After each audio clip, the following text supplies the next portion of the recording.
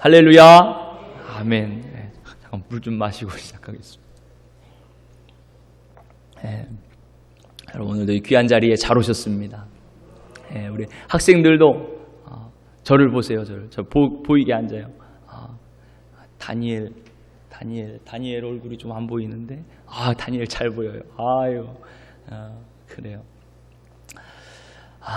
여러분, 오늘 귀한 자리에 잘 오셨습니다. 여러분, 하나님께서 이 자리에 불러주신 이유가 있는 줄 믿으시기를 바랍니다. 괜히 여러분들이 여기 앉아 계신 것 아니에요. 지금 바쁘고 할 일도 많고, 그죠? 근데 이 자리가 제일 세상에서 가장 귀하고 복된 자리입니다. 생명의 자리입니다. 하나님의 축복의 자리입니다. 하나님을 만나는 자리입니다. 그 은혜를 주시려고 오늘 저와 여러분들이 이 자리로 불러주셨고 우리에게 말씀을 허락해 주시는 줄 믿습니다. 그 은혜가 저와 여러분 위에 넘치시기를 축복합니다. 하나님께서 여러분들을 사랑하세요. 우리 옆분들에게 알려주세요. 하나님께서 당신을 사랑하십니다. 하나님께서 정말 사랑하십니다. 하나님께서 사랑하세요. 안 하신 분 계시는 것 같아요. 안 하신 분도 다 하세요. 하나님께서 사랑하십니다. 여러분, 오늘도 사랑하는 자에게 주시는 하나님의 말씀, 그 말씀을 믿음으로 받으시기를 축복합니다. 오늘 말씀의 제목을 함께 따라서 하실게요. 십자가 앞에서 나를 죽이라. 제목이 좀 무섭죠? 좀 무서워요. 다시 한번 해보세요. 십자가 앞에서 나를 죽이라. 아멘. 죽으면 삽니다. 죽는 자만 삽니다. 아멘. 아멘. 오늘 십자가에서 저와 여러분들이 오늘 죽는 날이 되시길 축복합니다. 그래서 다시 예수 그리스도로 사는 그런 은혜가 임하시기를 축복합니다. 우리가 지금 십자가의 복음에 대해서, 십자가 부활의 복음에 대해서 계속 말씀을 나누고 있습니다. 지난 시간에는 우리가 하나님 말씀을 통해서 하나님의 마음, 하나님의 본심이, 우리를 향한 본심이 무엇인지를 살펴보았죠. 남편 호세아에게 아내 고멜이 있었습니다. 그죠? 늘 집을 떠나고 남편을 버리고 배신하고 집을 나가서 남의 남자의 아이를 그렇게 가지고 돌아와요. 그렇게 남의 남자의 아이가 셋이나 됐습니다. 셋이나 됐어요. 그것도 모자라서 또 집을 나가 자기 몸을 팔면서 쾌락을 즐기고 이제 인신매매로 완전히 팔리게 된 아내를 하나님께서 말씀하시는 거예요. 몸값을 주고 그 아내를 다시 사와라. 내 아내로 맞아들여라. 다시 데리고 와라. 그렇게 말씀하십니다. 그리고 그를 사랑하라고 말씀하시는 거예요. 들으려 하지 않습니다. 믿으려 하지 않습니다. 그래도 끊임없이 호세아는 아내 고멜에게 내가 당신을 사랑합니다. 그 사랑을 알려주는 거예요. 그 사랑을 말합니다. 그 사랑한다는 말이 하나님의 본심입니다. 우리를 향한 하나님의 마음이에요. 이스라엘아, 내가 어찌 너를 버리겠느냐? 내가 어찌 너를 놓겠느냐? 하나님이 절규하듯이 내가 너를 버릴 수가 없노라. 내가 너를 사랑해서 결코 너를 놓아버릴 수 없노라. 그렇게 말씀하시는 거예요. 그에 끓는 사랑의 마음이 바로 우리를 향한 하나님의 마음이에요. 하나님은 당신의 이 사랑을 알려주시기 위해서 호세아에게 고멜과 결혼하라고 말씀하시는 거예요. 계속 바람을 피며 딴 남자 품에 안겼던 그 고멜과 같이 우리도 우리를 사랑하신 하나님의 마음을 무시하고 하나님을 버리고 배신하고 쾌락과 안락을 쫓아 떠났던 그런 음녀와 같은 자들이 바로 우리들이었습니다. 바로 우리들인 거예요. 여러분, 오늘 말씀은 오늘은 이런 우리들이 정말 어떠한지 우리의 실상에 대해서 좀 더 낱낱이 좀 자세히 살펴보려고 그럽니다. 정말 내가 어떤 존재인지, 나에게 무슨 소망이 있는지 여러분 분명하게 깨닫게 되시기를 축복합니다. 여러분들이 잘 아시는 것처럼 태초에 하나님이 천지를 창조하셨습니다. 창세전부터 하나님께서 계획하시고 디자인하시고 작정하신 대로 하나님의 말씀으로 이 세상이 조성되었어요. 창조되었습니다. 해와 달을 창조하시고 빛과 어둠을 창조하십니다. 바다와 땅을 창조하시고 식물과 동물들, 거기에 사는 모든 것들을 다 창조하셨습니다. 이 에덴 동산을 창조하시고 이 모든 것 이 모든 것을 사람이 마음껏 누리도록 다 준비해 주신 거예요. 그리고 하나님의 형상과 하나님의 모양을 따라 사람을 지으심으로 이 창조를 완성하셨습니다. 창세기 1장 26절 이하의 말씀에 보니까 하나님이 이르시되 우리의 형상을 따라 우리의 모양대로 우리가 사람을 만들고 그들로 바다의 물고기와 하늘의 새와 가축과 온 땅과 땅에 기는 모든 것을 다스리게 하자 하시고 하나님이 자기 형상 곧 하나님의 형상대로 사람을 창조하시되 남자와 여자를 창조하시고 이렇게 말씀하고 계십니다. 그러니까 사람을 만드실 때 하나님의 형상을 따라 하나님의 모양대로 창조하셨다는 거예요. 이 말씀은요, 우리를 지정의 하나님의 인격으로 하나님과 교제할 수 있는 그런 대상으로, 그런 영적인 존재로 창조하셨다는 말씀입니다. 전능하신 창조주 하나님과 사랑과 기쁨의 교제가 가능하도록 그렇게 지어주셨다는 것이에요. 창조된 인간은 이제 스스로 생각하고 느끼고 판단하면서 또 의지적으로 결정하면서 그렇게 스스로 하나님을 찾을 수 있는 존재가 되었습니다. 하나님을 갈망하며 하나님께 나아가는 존재가 되었어요. 하나님과 교제할 수 있는 존재가 되었습니다. 그런 피조물은 인간이 유일했던 것이에요. 정말 이 자체로도 엄청난 은혜고 엄청난 영광입니다. 그분의 형상과 모양 닮았다는 것이요, 정말 하나님의 자녀가 누릴 수 있는 놀라운 특권이고 복이었던 것이요.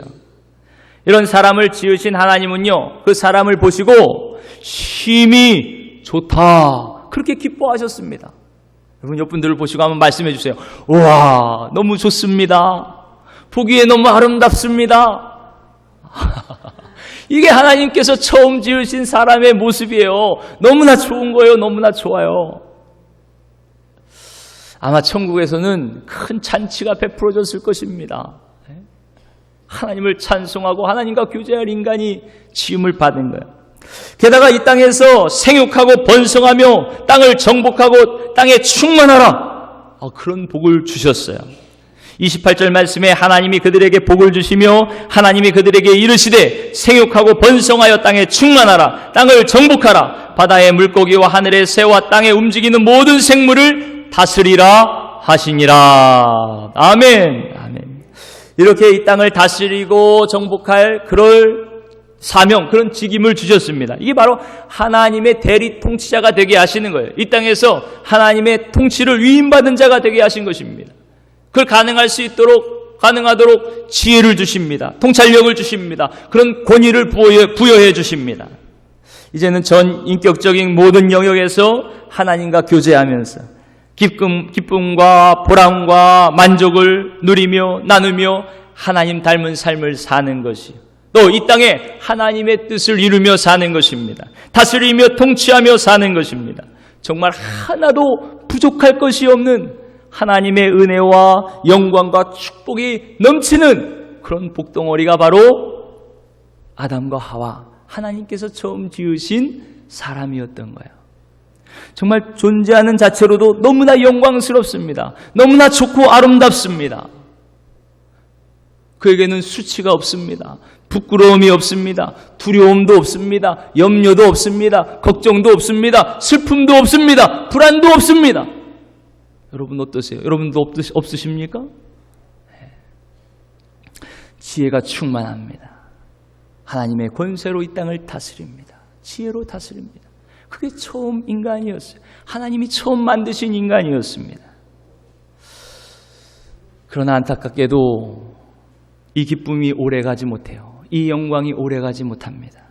도저히 일어나서는 안 될 일이 일어나고 말았어요. 사탄의 유혹을 받아서 인간이 하나님의 사랑을 헌식작처럼 버리고 배반한 것입니다. 하나님께서 말씀하셨죠. 선악을 알게 하는 나무의 열매를 먹지 말라. 내가 먹으면 반드시 죽으리라. 그렇게 말씀하셨습니다. 그런데 보란듯이 하나님 앞에서 선악과를 따먹었어요. 그 열매를 먹으면 하나님같이 된다. 사탄이 뱀 속에 들어가서 하와를 그렇게 유혹합니다. 하나님같이 되고자 하는 그 마음에 먹으면 반드시 죽으리라 말씀하신 그 선악과의 나무의 열매를 먹어버리고 마는 것이. 여러분, 이 선악과가 무엇입니까? 바로 하나님과 인간 사이에 세워진 언약의 징표입니다. 하나님과 인간이 사랑과 신뢰의 관계 안에 있다는 표징인 것이에요. 마치 우리가 결혼할 때 당신만을 영원히 사랑하겠습니다. 검은 머리가 팥뿌리가 되도록 당신만을 사랑하겠습니다. 결혼 서약을 하지 않습니까? 그런 것과 같이 하나님과 우리 사이에 끊을 수 없고 떨어질 수 없는 그 서약 언약의 징표가 바로 이 선악과입니다. 그 하나님의 말씀이에요. 이 명령을 어기면서 사랑도 깨집니다. 신뢰도 금이 가기 시작합니다. 끊어져 버리고 관계가 파괴되어 버립니다. 이 하나님과의 언약, 그 서약을 첫사람인 아담과 하와가 깨트려 버린 거예요. 그래서 호세아 6장 7절에 이렇게 말씀합니다. 그들은 아담처럼 언약을 어기고 거기에서 나를 반역하였느니라. 하나님과의 약속을 어기고 인간이 반역합니다. 그게 처음에 죄인 거예요. 하나님과의 언약의 파괴로 하나님이 지으신 그 아름다운 세상에 죄가 들어왔습니다. 이 사건이 바로 하나님의 사랑에 대한 배신이고 반역인 것이죠. 창조주 하나님과 사랑과 기쁨의 교제의 대상으로 지음받은 바로 우리들, 이 세계의 하나님의 대리 통치자였던 우리가 한순간에 대역 죄인이 되고 맙니다. 죽어 마땅한 죄인이 되고 마는 것이에요. 여러분, 죄는 그냥 죄로 끝나지 않습니다. 죄는 저주를 낳습니다. 죄의 결론은 사망입니다. 죽음입니다. 그래서 로마서 5장 12절 말씀이 이렇게 말씀합니다. 그러므로 한 사람으로 말미암아 죄가 세상에 들어오고 죄로 말미암아 사망이 들어왔나니 이와 같이 모든 사람이 죄를 지었으므로 사망이 모든 사람에게 이르렀느니라. 내가 먹는 날에는 반드시 죽으리라. 그 말씀하신 대로 사망이 모든 사람에게 찾아왔습니다. 죄로 말미암아 모든 사람에게 사망이 찾았어요. 육체의 죽음뿐만이 아니고 우리의 영혼이 하나님의 생명에서 떠나버렸어요. 그리고 영원한 죽음, 사망에 처하게 되었습니다. 첫사람 아담이 하나님의 명령을 거역하고 스스로 하나님의 자리에 서기를 결정하면서 하나님과 단절된 거예요. 하나님의 생명에서 떨어져 버린 거예요. 마치 스스로 자기의 탯줄을 자른 아기처럼 하나님을 떠나 죽음에 처하게 되어버린 것입니다. 그 결과 하나님께서 창조하신 그 형상, 하나님의 모양으로 창조하신 그 인간의 원형, 그 모든 것이 다 깨어져 버리고 말았습니다. 다 파괴되어 버리고 말았어요. 이는 정말 엄청난 재앙이지요. 엄청난 비극입니다. 이로써 하나님께서 부해 주신 모든 영광도 떠나버리고 말았습니다. 다스리는 권세도 다 떠나버리고 말았습니다. 하나님께서 처음 지으시고 심히 좋았다 말씀하신 그 처음 모양과는 완전히 다른 존재가 되어버리고 만 것이에요.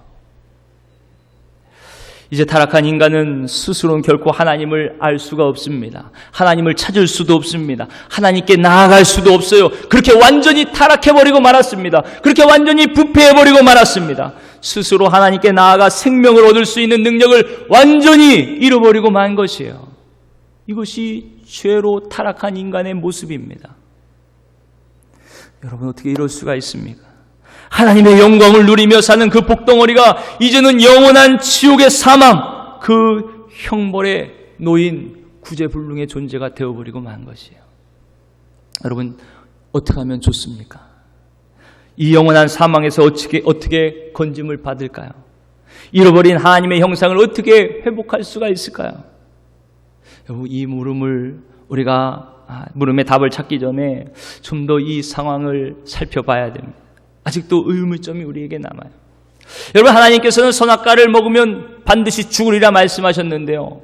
근데 하와가 선악과를 먹었지만 그 자리에서 즉사하지 않았습니다. 아마 그러면 정말 하나님의 말씀을 어기면 큰일 나는구나, 바로 죽는 거구나, 정신을 번쩍 차리고 아담은 먹지 않았겠죠. 근데 하와가 먹어도 죽지 않아요. 아담이 먹어도 죽지 않아요. 하나님은 반드시 죽으리라 말씀하셨는데 그럼 하나님이 거짓말을 하셨던 건가요? 아니죠. 그럴 리가 없죠. 하나님은 거짓말을 하지 않으시는 분이에요. 거짓이 없으신 하나님이십니다. 그럼 반드시 죽는다는 말씀은 어떻게 된 걸까요? 하나님께 반역한, 하나님의 말씀을 듣지 않고 불순종한 죄인이 어떻게 변화되었는지 그것을 우리가 잘 살펴봐야 됩니다. 그걸 잘 이해하려면요, 예수님께서 이 땅에 오신 이유를 알면 더 잘 알 수 있어요. 하나님의 유일한 독생자 예수님이 이 땅에 육신의 몸을 입고 육신을 입고 이 땅에 오셨죠. 그 왜 오셨나? 성경은 예수님이 오신 이유를 이렇게 설명하고 있습니다. 요한복음 3장 16절 말씀에 보니까요, 하나님이 세상을 이처럼 사랑하사 독생자를 주셨으니 이는 그를 믿는 자마다 멸망하지 않고 영생을 얻게 하려 하심이라. 영생을 얻게 하려 하심이라. 고린도전서 15장 22절 말씀에 보니까 아담 안에서 모든 사람이 죽은 것 같이 그리스도 안에서 모든 사람이 삶을 얻으리라. 그렇게 말씀하십니다. 요한복음 5장 24절 말씀에 내가 진실로 진실로 너희에게 이르노니 내 말을 듣고 또 나 보내신 이를 믿는 자는 영생을 얻었고 심판에 이르지 아니하나니 사망에서 생명으로 옮겼느니라. 이렇게 말씀하세요. 우리가 예수님 하나님의 아들 그리스도이심을 믿고 그를 믿음으로 그 이름을 힘입어 생명을 얻게 하심이라.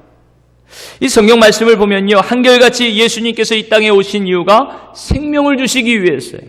생명을 주시기 위해서. 아담 안에서 모든 사람이 죽은 것 같이 그리스도 안에서 새 생명을 얻게 하려 함이라. 생명을 주시. 여러분, 우리에게 생명을 주신다는 이유가 뭘까요? 간단하죠. 우리에게 지금 생명이 있다는 거예요, 없다는 거예요? 생명이 없다는 거예요. 살아있는 것 같지만 생명이 없는 것이에요. 죽었다는 것입니다. 그 죄로 말미암아 실제 죽은 거예요. 죽음의 상태에 처한 것입니다. 성경은 이것을 분명하게 인간이 죄로 인해 죽었다고 선언합니다. 제가 이런 예를 많이 들죠. 나무가 뿌리째 땅에서 뽑혀버렸어요. 그러면 그 나무는 살았어요? 죽었어요? 죽었어요. 지금 당장은 좀 잎이 푸르는 것 같아요. 그렇지만 더 이상 수분을 흡수할 수가 없어요. 양분을 흡수할 수가 없어요. 또 어떤 작용도 일어날 수가 없어요. 뿌리를 뽑힌 나무는요, 죽은 나무예요. 이제 완전히 말라 비틀어지고 영원히 재생 불가능한 나무로 죽어버리고 말 거예요. 이제 죽은 나무가 되어버린 거예요. 이렇게 성경은 죄와 허물로 죽었다 말씀한 에베소서 2장 1절 말씀에 그는 허물과 죄로 죽었던 너희를 살리셨도다. 그렇게 말씀해요. 죄인이 된 인간의 상태는 죽음입니다. 사망입니다. 본래 죽은 자들입니다. 살아있는 것 같지만 죽은 거예요. 누구나 그렇습니다. 하나님을 반역한 죄로 인간은 어느 한 부분 조금 잘못된 게 아니에요. 요 부분만 고치면 돼. 요 부분만 수술하면 돼. 요것만 잘라내면 돼. 그 정도가 아닙니다. 전체가 죽어버렸습니다. 재생 불가능해요. 살 희망이 없습니다. 생명 자체가 죽었다는 거예요. 사실 보면 살고 죽는 게 정말 별거 아닌 것 같아요. 지금 오늘은 살아있는 것 같지만 내일은 다 죽는 거예요. 제가 이번 주에도요, 갑자기 이 죽었다는 분 소식을 듣고 그냥 심장마비로 돌아가셨다는 소식을 들었어요. 또 한 분은 생일 파티 식사하고 생일 파티 즐거워하다가 그냥 쓰러져서 심정지로 거의 완전히 죽은 상황, 거의 죽을 위기에서 간신히 이 응급처치하면서 간신히 살아나셨대요. 그러니까 죽고 사는 게 그 하나 차이야. 하나. 잠깐 눈 깜빡 감았다가 뜨면요, 산 사람은 살고 죽는 사람은 죽는 것이. 그런데 그것이 누구도 예외가 없어요. 누구나 다 죽음 앞에 놓여 있는 것입니다. 오늘은 살았지만 내일은 죽는 거예요. 내일은 살았지만 모레는 죽는 것입니다. 그게 우리의 처지입니다. 그런데 무엇보다 이 죄로 인해 죽는 죽음은요, 죽어도 영원히 죽는 것입니다. 죄인의 죽음은 영원히 죽는 것이에요. 그것이 무섭죠. 그것이 우리의 모습입니다. 인간의 실존이에요. 범죄한 이후 인간의 실존은 하나님의 형상과 모양대로 살 수 있는 생명, 그 생명이 죽어버렸습니다. 하나님과 영원히 분리된 상태가 되어버렸어요. 사실 이 영혼이 육체에서 떨어지는 우리 육신의 죽음은요, 이 영원한 죽음의 하나의 모형에 불과합니다. 그것을 보여주는 하나의 모형인 것이에요. 실제 죽음은요, 우리의 영혼이 죽는 것입니다. 영원한 사망이에요. 그래서 진짜 두려운 것은 우리의 육신이 죽는 것이 아니고 하나님과 영혼이 분리되는 죽음, 지옥 형벌의 죽음, 그것이 정말 무서운 것입니다. 그것을 성경은 둘째 사망이라고 말씀하고 있어요. 이제 죄를 지은 인간은 하나님의 형상과 모양대로 살 수 있는 생명이 죽어버렸어요. 그러니 이제 남은 건 뭡니까? 몸뚱아리 뿐이에요. 육체의 본능대로 살아가는 그런 존재가 되어버리고 말았습니다. 이것을요, 우리 존재 자체가 죄라고 표현하는 거예요. 우리 자체가 죄인입니다. 우리 존재 자체가 죄인이에요. 우리가 강도를 하고 도둑질을 하고 살인을 해서 죄인이 아니고 살아있는 것 자체가 죄인이에요. 하나님께서 떠나버린 존재 자체가 죄인인 것입니다. 내가 곧 죄예요. 죄가 곧 나입니다. 이제 죄와 나는 하나가 되었어요. 한 운명이 되어버리고 말았습니다. 내가 존재하는 한 이제 죄는 언제나 나와 함께하는 것이에요. 죄를 지으면서 양심이 소리치고 죄를 지으면 심판이 있고 사망에 처한다는 걸 알면서도요, 이 죄를 멈출 수가 없습니다. 왜요? 내가 죄니까요. 이 죄에 얼마나 우리가 친화적이고 좋아하는지 몰라요. 그게 우리가 사는 게 죄니까요. 죄 가운데 논의는 것입니다. 그래서 로마서 1장 32절 말씀에 이렇게 말씀합니다. 그들이 이 같은 일을 행하는 자, 이 같은 일이 바로 죄예요. 죄를 행하는 자, 죄 안에 사는 자, 이 같은 일을 행하는 자는 사형에 해당한다고 하나님께서 정하심을 알고도 자기들만 행할 뿐 아니라 또한 그런 일을 행하는 자들을 옳다 하느니라. 그게 나는 옳다는 거예요. 나는 옳다. 내가 죄니까 죄가 옳은 거예요. 죽는 걸 알면서도 하나님께서 사형 선고를 내리신 걸 알면서도 그를 벗어날 수가 없습니다. 나뿐만이 아니고 다른 사람들까지 그 죄를 부추깁니다. 다 죄 가운데 살아가다 죽는 처지가 되어버리고 마는 것이요. 정말 간이 배 밖으로 나왔죠. 죽는 줄도 모르고 죄를 두려워하지 않고 그렇게 하나님을 무시하며 반역하며 사는 것이에요. 여러분, 죄의 이런 가장 근본적인 속성이 바로 여기 있습니다. 반역에 있어요. 반역. 로마서 1장 18절 말씀에 보면요, 불의로 진리를 막는 사람들이라 그럽니다. 그들 가운데 심판이 임하는 것이요. 이 말을 정확히 얘기하면요, 불의로 진리를 막는 자들, 이 막는다 할 때 결투하듯이 대결하면서 지금 막아서고 있는 것이거든요. 그러니까 하나님의 반대편에 서 있는 자들인 거예요. 하나님을 대적하는 자들입니다. 여러분, 죄는 결코 중립이 없습니다. 하나님을 대적하는 자들이에요. 죄가 가진 이 반역성은요, 하나님과의 교제를 단절합니다. 아니요, 그저 단절을 넘어서 하나님을 미워하고 하나님을 증오하게 만듭니다. 그래서 죄는 그저 윤리 도덕적인 그런 문제가 아닌 거예요. 죄의 근본은요, 하나님께 대한 반역입니다. 하나님을 인정하지 않고 무시하는 증오, 그것이 바로 죄의 근본적인 속성인 거예요. 근데 하나님께서 인간을 창조하신 목적은요, 하나님을 영화롭게 하라고, 영원토록 그를 즐거워하고 찬송하라고 우리를 지으신 것입니다. 이사야서 43장 21절 말씀에 이 백성은 내가 나를 위하여 지었나니 나를 찬송하게 하려 하심이라, 그렇게 말씀하셨거든요. 근데 우리가 지음받은 이 존재의 목적, 가치가 다 사라져버렸어요. 죄로 인해서 다 파괴되어 버렸습니다. 그러고 났더니 우리 사람이 짐승보다 더 흉악한 자가 되어버리고 만 것이에요. 얼마나 악하고 악랄한지, 이 세상에 가장 악한 것이 사람이에요. 사람. 여러분, 요즘 고유정 사건 보세요. 고유정 사건. 전 남편을 죽이고 시신을 무참하게 훼손하고 오히려 당당하잖아요. 오히려 당당해요. 눈 하나 깜짝하지 않습니다. 왜 내가 잡혀갑니까? 오히려 그래요. 지금까지 일어난 살인 사건 중에 가장 아주 끔찍한 사건 중에 지금 하나로 남아있거든요. 정말 인간이 얼마나 더 잔악해질 수 있는지 정말 그 사건을 보면 알 수가 있어요. 여러분, 인간을 인간답게 하는 가장 중요한 것은요, 하나님을 아는 것이에요. 하나님을 즐거워하는 것이, 하나님께 뿌리를 두는 것이에요. 하나님께 속한 것입니다. 그런데 이것을 죄가 파괴합니다. 죄가 하나님께 깊이 뿌리 박힌 뿌리를 뽑아버리는 거예요. 하나님과의 교제를 단절시킬 뿐만이 아니고 하나님을 증오하게 만듭니다. 이러한 반역성이요, 영적인 측면에서 나타난 것이 바로 우상숭배입니다. 로마서 1장 21절로 23절 말씀에 보니까 하나님을 알되 하나님을 영화롭게도 아니하며 감사하지도 아니하고 오히려 그 생각이 허망하여지며 미련한 마음이 어두워져서 스스로 지혜 있다 하나 어리석게 되어 썩어지지 아니하는 하나님의 영광을 썩어질 사람과 새와 짐승과 기어다니는 동물 모양의 우상으로 바꾸었느니라. 하나님께 반역하는 죄인들이여 썩지 아니할 하나님의 영광을 썩어질 이 세상의 피조물, 새와 사람과 짐승 이런 모양의 우상으로 바꿨다는 것이요. 사실 우리 영혼, 하나님 지으신 우리 영혼 속에는 하나님을 향한 갈망이 있지요. 하나님을 향한 끝없는 목마름이 있습니다. 그래서 하나님을 찾아가는 것이거든요. 하나님께 가까이 나아가는 것이거든요. 근데 죄가 들어와서 그 마음이 파괴되어 버렸습니다. 병들어 버렸어요. 이 부패한 목마름이요.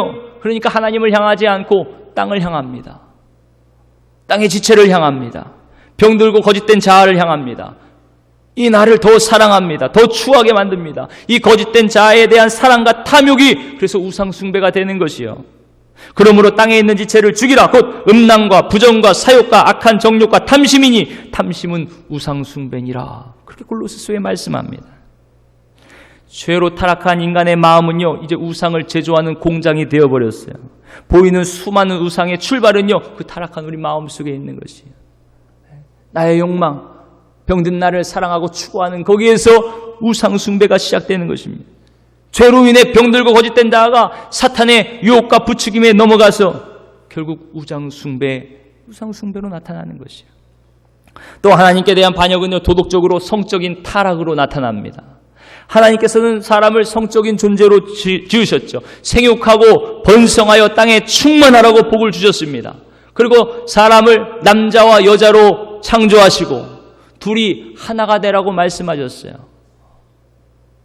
결코 나누지 못할지라 말씀하셨습니다. 하나님께서 그렇게 처음 지으신 아담과 하와는요, 서로를 보면서 내 살 중에 살이요, 내 뼈 중에 뼈다. 내 살이에요, 내 뼈예요. 정말 너가 나보다 더 중요해요. 여러분들의 아내를 보고 남편을 볼 때, 이야, 내 살 중에 살이요, 뼈 중에 뼈다. 정말 당신이 나고 나는 당신이야. 당신은 나보다 더 중요해, 더 사랑스러워. 그렇게 고백하십니까? 목사님 무슨 말씀이세요 대체? 다 잃어버렸어요. 언젠지 그 얘기가. 혹시 그러시진 않습니까? 근데 처음 그렇게 하나님 지으신 거예요. 그런데 죄의 반역성이요, 하나님의 이런 질서를 모두 깨트립니다. 그 성을 자신의 정욕과 쾌락을 위한 수단으로 삼아버려요. 그렇게 더럽혀졌습니다. 내 살 중에 살, 뼈 중에 뼈가 아내가 아니고 이제 다른 뼈를 취합니다. 다른 살을 취해요. 성적인 타락으로 인간사의 가장 기본이 되는 가정이 파괴됩니다. 부부간의 사랑과 신뢰가 깨집니다. 서로를 배신하고 더럽힙니다. 거기에서 각종 악이 생깁니다. 자기 정욕을 채우기 위해서 서로 속입니다. 빼앗습니다. 때립니다. 죽입니다. 갖가지 죄악들이 관영하게 되는 거예요. 자기 정욕이 이끄는 대로 음욕에 불타 남자가 남자를 취합니다. 갈수록 성적인 타락이 더 심해지죠. 이것이 하나님께 반역하는 인간의 더럽고 추악한 모습인 거예요. 이렇게 죄에 대한 가장 근본적인 속성이 하나님께 대한 반역이죠. 그뿐만이 아니고 죄는 아주 무섭도록 모든 사람들에게 퍼져갑니다. 이거 죄의 확장성이라 그래요. 아담 한 사람의 죄로 끝나는 것이 아니고 죄는 순식간에 모든 사람에게 스며듭니다. 아담 이후 모든 인간은 아담의 죄를 가지고 태어나는 존재론적인 죄인이 되어버리고 마는 거예요. 태어나자마자 죄가 되어버리고 마는 겁니다. 죄가 곧 내가 되어버리고 마는 것이요. 그래서 다윗이 이렇게 고백합니다. 시편 51편 5절 말씀에 내가 죄악 중에서 출생하였으며 어머니가 내 죄 중에서 나를 잉태하였나이다. 죄를 가지고 태어나는 것이요. 죄 중에 태어나는 것이요. 그 죄가 곧 나입니다. 죄덩어리로 태어나는 것이요. 이렇게 아담 이후 모든 인간은 죄 중에 태어나 존재 자체가 죄인입니다. 그래서 성경은요, 모든 사람이 죄를 범하였음에 이렇게 말씀하는 거예요. 여러분, 하고 갑자기 태어나요. 그것도 모든 사람 안에 포함되는 것입니다. 세상 사람들은 이해하지 못하죠. 아니, 갓난 아기가 무슨 죄를 졌다고 여러분, 성경이 말씀하는 죄는요, 죄를 지어서 죄가 아닙니다. 존재 자체가 죄인이라는 거예요. 존재의 문제입니다. 아담의 범죄로 모든 인류는 존재적인 죄인이 되었어요. 죄가 곧 나입니다. 내가 죄입니다. 그러니 이 존재의 변화 없이는요, 죄로부터 자유로워지기는 불가능한 거예요. 가망이 없습니다. 아무리 고행을 해도, 참선을 해도, 선을 행하며 갈고 닦아도 내 안에서 선한 것이 나올 것이 없습니다. 내 안에 선한 거 나올 게 없어요. 생명이 나올 수가 없습니다. 그토록 우리가 타락했어요. 존재 자체가 죄가 되어버리고 말았습니다. 죄에서는 나올 것이 죄밖에 없는 것이에요. 여러분, 썩은 샘에서는요, 썩은 물만 나오는 것입니다. 썩은 샘에서 어떻게 맑은 물이 나오겠어요? 그런데 심각한 문제가 있습니다. 더 심각한 문제예요. 그게 뭐냐? 바로 죄는 반드시 심판을 받아야 된다는 것이에요. 죄에는 심판이 있습니다. 공의로우신 재판장이신 하나님은요, 죄에 대하여 반드시 심판하시는 분이에요. 그래서 히브리서 9장 27절 말씀에 한 번 죽는 것은 사람에게 정해진 것이요 그 후에는 심판이 있으리니 이렇게 분명하게 말씀하십니다. 사람이 모두 죽음에 처하는 것 같이요, 죄에 대한 하나님의 심판도 어떤 예외가 있을 수 없어요. 하나님은 철저하게 죄에 대해서 심판하십니다. 그렇게 거룩하신 하나님이 있어요. 성경은 그 죄에 대한 죄에 대한 결과는 사망이라고 분명하게 말씀하십니다. 죄는 반드시 사망의 심판을 받는 거예요. 이 사망은 영원한 사망입니다. 영원한 죽음이에요. 그래서 하나님은 죄와 사망에 대한 심판으로 지옥을 만드신 겁니다. 죄와 마귀와 사탄을 이 영혼이 가두기 위해서 지옥을 만드신 거예요.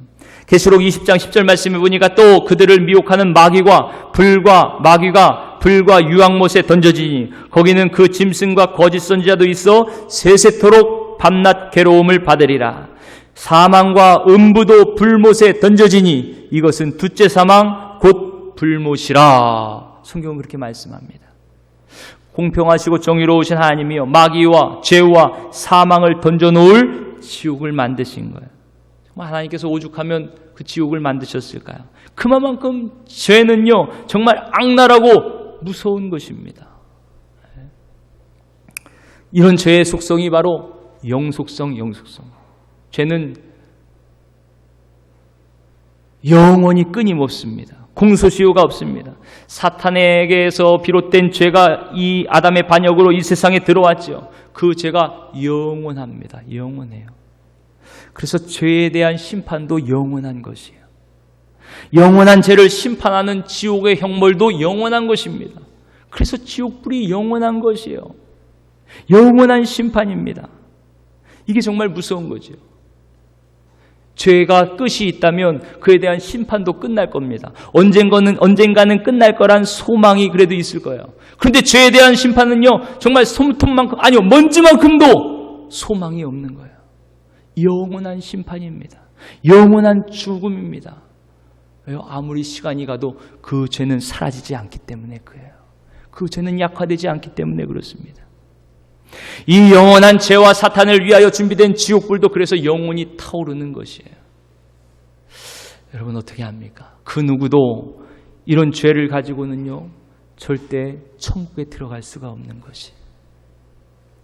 예수님을 믿는다고 하면서 그저 머리로만 그래 그러면서 계속 반복적으로 죄를 짓는다면 어떻게 우리가 그 죄를 가지고 천국에 갈 수가 있을까요? 입으로만 주여 주여 한다고 천국에 가는 것이 아닙니다. 그 수많은 죄 가운데 살면서 난 교회 다니니까 괜찮아, 그렇게 생각하면요, 큰 오산이에요. 물론 용서받은 죄인은 천국에 갈 수 있습니다. 하지만 그 죄를 가지고, 그 죄는 절대 천국에 갈 수 없어요. 죄가 곧 나 아닙니까? 내가 곧 죄인데요. 어떻게 내가 천국에 갈 수가 있겠어요? 그래서 하나님은 이렇게 말씀하십니다. 계시록 21장 27절 말씀에 무엇이든지 속된 것이나 가증한 일 또는 거짓말하는 자는 결코 그리로 들어가지 못하되 오직 어린 양의 생명책에 기록된 자만 들어가리라. 누구든지 생명책에 기록되지 못한 자는 불못에 던져지리라. 그렇게 말씀하고 있어요. 여러분, 하나님은 이렇게 죄에 대하여 진노하시는 분입니다. 로마서 1장 18절 말씀에 하나님의 진노가 불의로 진리를 막는 사람들, 그 사람들의 모든 경건하지 않음과 불의에 대하여 하늘로부터 나타나니 그랬어요. 하나님의 진노가 불의한 그들에 대하여 하늘로부터 나타난다 그랬습니다. 하나님은 거룩하신 하나님이에요. 절대 죄와 함께 하실 수 없는 하나님, 죄에 대하여 진노하시는 하나님이십니다. 그러니 여러분, 지금 이 죄의 문제보다 더 시급하고 중대한 일은 없는 것이에요. 이 죄의 문제를 해결하는 것보다 더 중요한 문제는 없는 것입니다. 절대 죄를 가볍게 여기면 안 됩니다. 정말 죽고 사는 문제인 거예요. 영원한 불못의 지옥이냐, 아니면 영생하는 하나님 나라, 영원한 행복과 천국, 기쁨이 넘치는 천국이냐, 그것이 바로 이 죄의 문제에서 결정되는 것입니다. 지금 어떤 현실적인 문제보다 더 시급하고 중요한 문제, 지금 결정해야 될 인생의 최대의 문제가 바로 이 죄의 문제인 것입니다. 그냥 지나칠 수 없는 것이, 오늘 이 자리가 그 죄의 문제를 해결받는 자리가 되시기를 축복합니다. 하나님은 죄에 대해 확실하고 단호하게 심판하십니다. 육신이 죽는다고, 이 육체가 죽는다고 죄가 사라지는 것이 아니에요. 해결되는 것이 아닙니다. 반드시 심판을 거쳐야 되는 것이에요. 여러분 잘 생각해 보세요. 죄가 심판받아 사망에 처할 때 죄와 내가 완전히 하나니까 죄의 운명이 곧 나의 운명이 되는 것입니다. 죄의 심판과 함께 나도 사망의 심판을 받게 되는 것이에요. 그러니 여러분 이제 어떻게 하면 좋겠습니까? 죄가 곧 나고 내가 곧 죄인데, 죄가 심판받아 사망에 처해지듯이 분리될 수 없는 나도 이제 사망에 처해질 거예요. 영원한 지옥불에 들어가게 될 것입니다. 그러니 이제 어떻게 하면 좋아요? 이 죄의 문제를 어떻게 해결할 수 있습니까? 아니, 죽음 안에 사는, 죄 안에 사는 내가 어떻게 생명을 얻을 수가 있어요? 사랑하는 성도 여러분, 이제 방법이 없습니다. 방법이 없어요. 존재 자체인 죄, 나로부터는요 어떤 소망도 없는 것이에요. 이 죄에서 벗어날 어떤 소망도 없습니다. 스스로 자신을 구원할 그 아무런 어떤 노력도 아무 소용이 없는 것이에요. 그래서 성경은 이렇게 말씀합니다. 갈라디아서 2장 16절 말씀에 사람이 의롭게 되는 것은 율법의 행위로 말미암음이 아니요 오직 예수 그리스도를 믿음으로 말미암는 줄 알므로 우리도 그리스도 예수를 믿나니 이는 우리가 율법의 행위로서가 아니고 그리스도를 믿음으로써 의롭다함을 얻으려 함이라. 율법의 행위로서는 의롭다함을 얻을 육체가 없느니라. 아멘. 아멘. 여러분, 율법의 행위로는요 의롭다 인정받을 사람이 아무도 없다는 것입니다. 우리의 행위로 우리에게서는요 선한 것이 아무것도 나올 수 없다는 거예요. 이런 성경의 선언 앞에서 여러분 우리가 해야 될 것이 있습니다. 이 죄는 이제 분명하게 죽은 자가 된 것이에요. 사형 언도가 내려진 것입니다. 하나님의 이 선언 앞에서 완전한 절망으로 이제 나에 대해서 사형 선고를 내릴 수밖에 없습니다. 죄인인 나에 대해서 사형 선고를 내릴 수밖에 없는 거예요. 옛사람, 죄에 물들어 있는 나에 대해서, 하나님께 반역하는 나에 대해서 사형 선고를 내릴 수밖에 없는 것입니다. 여러분, 이 사형 선고는요 말기 암 환자가 받는 선고보다 더 충격적인 거예요. 여러분, 암 말기도 아니에요. 한 3기 정도만 받아보세요. 얼마나 충격적인가. 받아보시면 알 거예요. 받아보시면. 네. 그런데요, 이 사형 선고는요 도저히 구제불능인 거예요. 구원받을 수가 없어요. 영원한 심판이, 정말 절망적인 사형 선고예요. 헤어나올 방법이 없는 거예요. 영원한 사망의 지옥불에 처해질 수밖에 없는 그런 사형 선고인 것입니다. 사랑하는 성도 여러분, 제가 여러분께 한번 물어볼게요. 여러분에게도 여러분들의 옛사람에 대해서, 그 죄의 본성에 찌든 여러분들, 이 병든 자, 거짓된 자에 대해서 사형 선고가 내려졌습니까? 여러분, 정말 내가 죽었습니까? 정말 내가 죄요 심판받아 영원히 죽어 마땅한 나, 그가 바로 나임을 고백하고 계십니까? 네. 나는 도저히 살 가능성이 없습니다. 나는 죽어 마땅합니다. 나는 죽었습니다. 이 죄로 인해 죽었습니다. 하나님의 심판으로 죽었습니다. 그 사형 선고가 오늘 이 자리에 여러분 심령 가운데 내려지시기를 축복합니다. 더 이상 가망 없는 것 붙잡을 필요가 없어요. 여러분, 그 죽은 나의 소망을 갖지 마세요. 이 썩어질 나의 소망을 갖지 마세요. 거기엔 아무 소망도 없습니다. 그저 영원한 멸망뿐인 것이에요.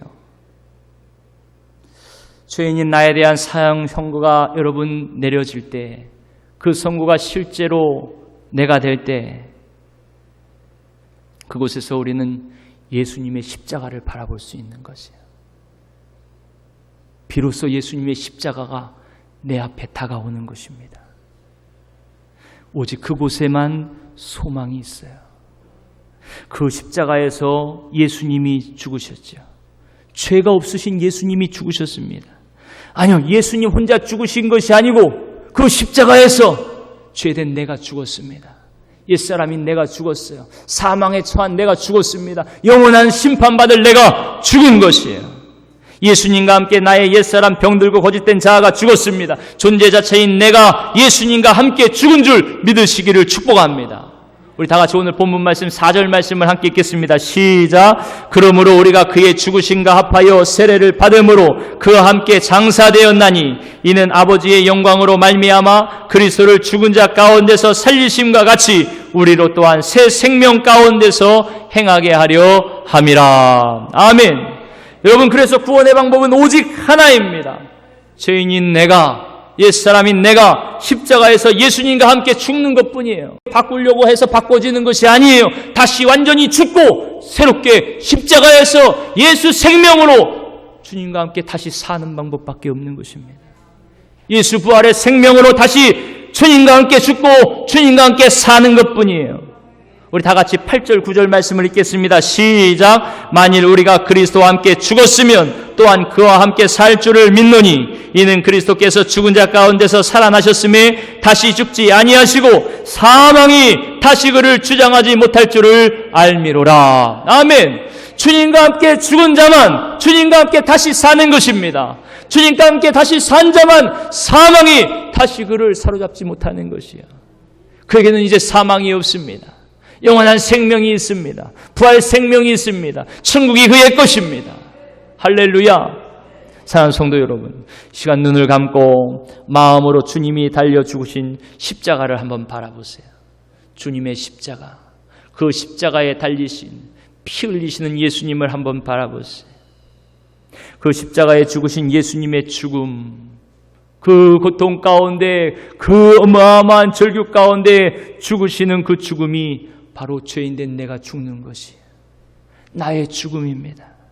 내 죄에 대한 죽음이에요. 죄인인 나를 위한 죽음이에요. 아니요, 내가 바로 그 십자가에서 주님과 함께 죽는 것입니다. 그럴 때 그 십자가가 나의 십자가가 되는 것이에요. 자신에 대한 십자가를 전심으로 받아들일 때 이제는 주님의 죽음뿐만이 아니고 그 십자가는 예수님과 함께 죽은 나의 십자가가 되는 것입니다. 예수님의 십자가는 그래서 예수님의 이야기가 아니고 남의 이야기가 아니고 바로 내 이야기예요. 죄를 심판하려면 나를 심판해야 됩니다. 죄를 처리하면 나를 처리해야 돼요. 그 십자가에서 나의 죽음이 없으면 나의 부활도 없는 것입니다. 여러분, 이 시간 여러분 모두에게 죄에 대하여는 죽은 자요 그리스도 예수 안에서 하나님의 생명으로 살아나는 그런 역사가 있으시기를 축복합니다.